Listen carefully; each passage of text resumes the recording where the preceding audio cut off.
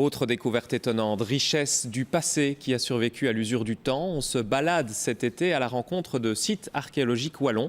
Visite aujourd'hui du château de Havray, près de Mons. Presque en ruine, l'édifice a été sauvé par des citoyens dans les années 70 et il a aujourd'hui bien changé. Notre guide du jour, c'est Sarah Hendricks.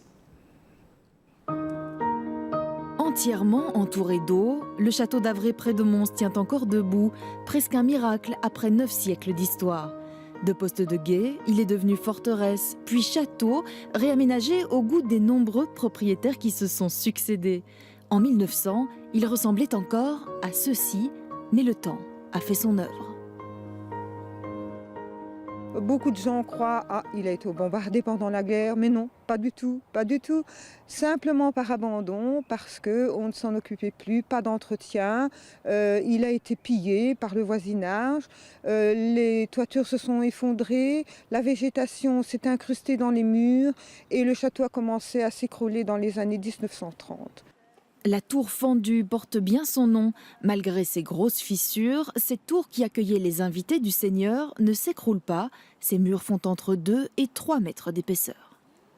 C'était une forteresse, donc il fallait évidemment se protéger en cas d'attaque. Donc les fenêtres étaient fermées par des volets en bois qui étaient mis sur pivot et l'épaisseur du mur empêchait évidemment toute attaque et toute destruction excessive du mur.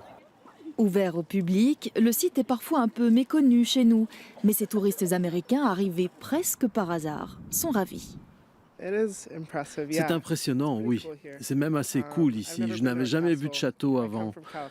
Je viens de Californie et clairement, ce n'est pas très courant là-bas.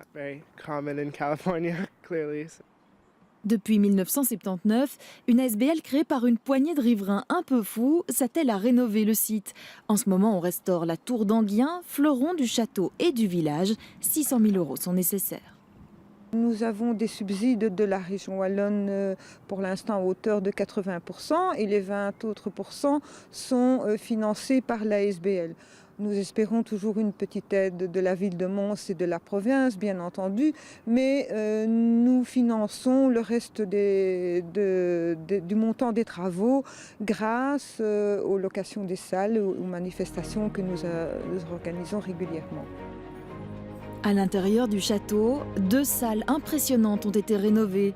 Des salles louées toute l'année pour des mariages, anniversaires ou séminaires, à l'endroit même où bals et réceptions se sont déroulés pendant des siècles.